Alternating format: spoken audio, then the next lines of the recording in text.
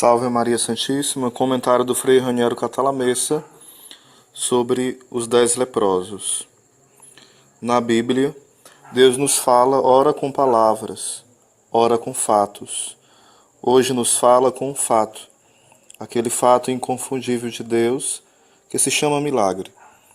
A primeira leitura nos narrou a cura da lepra de Naamã, o sírio, por obra do profeta Eliseu, melhor dizendo.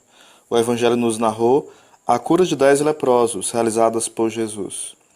Os dois tópicos evangélicos apresentam uma estrutura idêntica. Ambos evidenciam duas partes e dois protagonistas.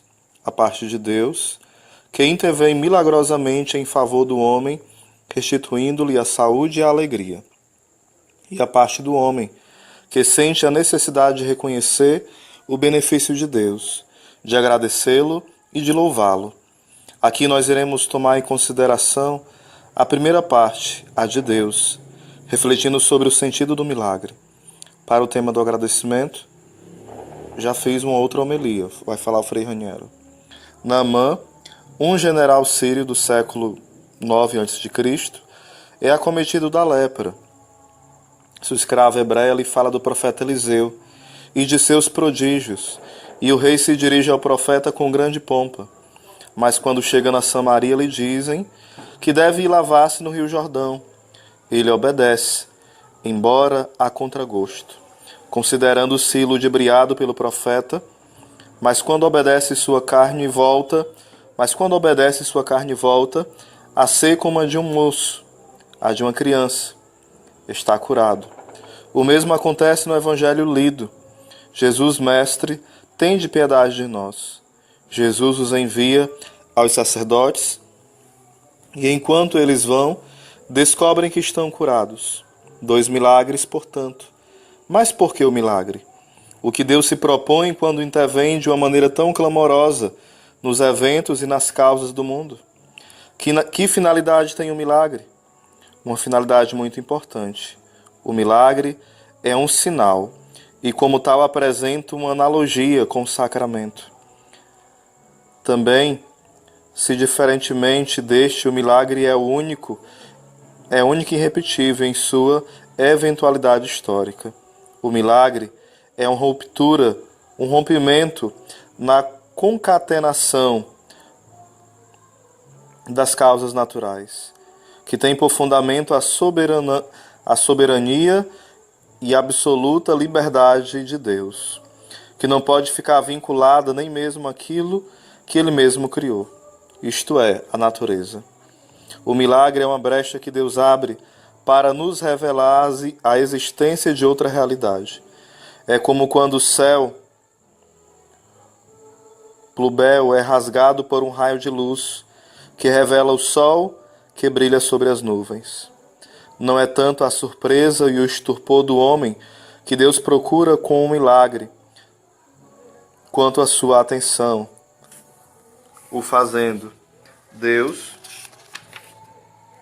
procede como um mestre, que durante a aula bate as mãos repentinamente, com força para chamar a atenção de seus alunos quando os nota distraídos, para que se deem conta de sua presença e de que Ele está agindo.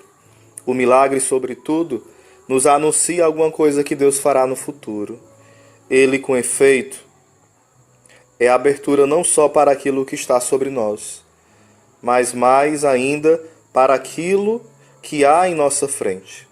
O milagre é sempre profético. Aqui está talvez a essência mesma do milagre. Ele é uma antecipação, uma irrupção no tempo da realidade escatológica que nos espera. O milagre típico do Evangelho é a cura da enfermidade, a vitória sobre a doença e a morte, pregar o reino e curar os enfermos, constituindo o Evangelho como que um programa único em duas partes. O homem curado e ressuscitado voltará a adoecer e a morrer. Mas, entretanto, nele Deus anunciou que um dia cessarão a doença e também a morte. O último inimigo para ser aniquilado. 1 Coríntios 15, 26. Como sempre, Deus anuncia de forma antecipada aquilo que fará no futuro. O faz para sustentar a nossa fé e também porque sabe que o homem é obstinado e que sua nuca é uma barra de ferro e que diante da novidade está sempre pronto a exclamar: eu já sabia, ou atribuí-la a algum de seus ídolos.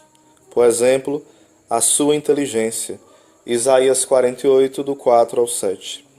Quais são as coisas novas e secretas de que o homem nem sequer suspeita, para as quais Deus o vem preparando com milagre?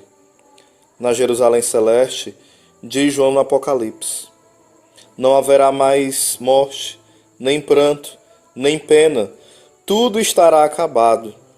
Chegado às portas de sua casa, Deus enxugará todas as lágrimas dos olhos de seus filhos. Apocalipse 21, versículo 4. O milagre tem a finalidade de nos fazer acreditar em uma promessa tão inaudita. Nós cremos que Deus verdadeiramente enxugará um dia cada lágrima de nossos olhos e que nos dará a vida eterna. Porque enquanto estamos ainda na carne e enquanto caminhamos na fé, o temos visto já enxugando uma lágrima e fazendo reflorescer uma vida apagada. Deus nos preparou assim para acolher o supremo anúncio de salvação, que é aquele formulado por Paulo na segunda leitura. Jesus Cristo, da estirpe de Davi, ressuscitou dos mortos. Toda aquela imensa promessa de Deus que escutamos pousa inteiramente sobre o milagre, que é o máximo dos milagres. Ele ressuscitou, Jesus da morte. Nós cremos que Deus nos dará a vida porque Ele, em Jesus, mostrou-se o Senhor absoluto da vida. É verdade aquilo que se escreveu: não se crê mais nos milagres, porque não se crê mais o suficiente no milagre por excelência, isto é, na intervenção de Deus, sem motivo e sem razão, para a livre razão, que é a ressurreição de Jesus Cristo. Trata-se de um nexo intrínseco, não só extrínseco, teológico, não só apologético. É a fé na ressurreição que torna operante o Espírito da qual provém todo prodígio, todo sinal e todo poder, e que unicamente permite reconhecer os milagres. Os milagres acontecem hoje também, porém poucos, os verdadeiros crentes que são conduzidos pelo Espírito de Deus sabem distingui-los. Os outros encontram 1000 razões plausíveis para negá-los, possibilidades de ilusão e de engano, forças ocultas e desconhecidas, parapsicológicas. Também no tempo de Jesus e dos apóstolos acontecia a mesma coisa. Quem não estava disposto a crer achava sempre uma desculpa para não se dobrar diante do milagre. Não era cego, fingia ser coxo para chamar a atenção das pessoas. Ou seja, ficava dizendo que o homem não era cego, não era coxo, estava fingindo, pedindo esmola. Fez um milagre pelo poder do diabo, pelo poder e obra de Beelzebu, príncipe dos demônios. Convencei-me desta afinidade entre a nossa situação. Convenci-me, melhor dizendo. A propósito dos milagres, e a que havia ao redor de Jesus por ocasião de um fato. Tinha havido uma liturgia de cura para doentes, presidida por um bispo, na presença de 10.000 pessoas. No final, foram convidados os que se sentiam realmente curados a pôr-se em pé para dar testemunho ao Senhor. Não menos de 50 pessoas foram vistas levantar-se de pé, entre lágrimas, muitos dos quais sacerdotes. Quando saímos dali e procuramos falar para quem não tinha estado presente, percebemos que os milagres não podem ser descritos. Eles acontecem para quem os viu.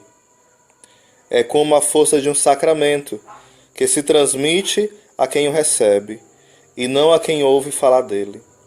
Retomando nossa missa, somos chamados agora a um ato de fé, no milagre maior e mais escondido que existe, a Eucaristia. Jesus torna-se presente no sinal do pão e do vinho.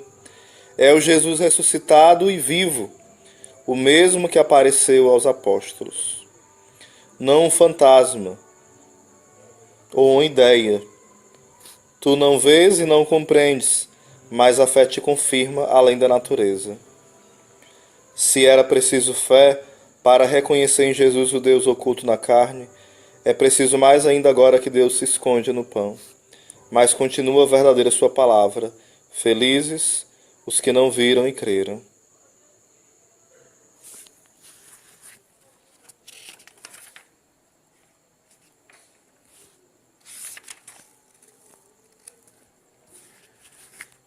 Então aqui é um pouquinho do comentário do Frei Raniero Cantalamessa sobre o Evangelho deste domingo.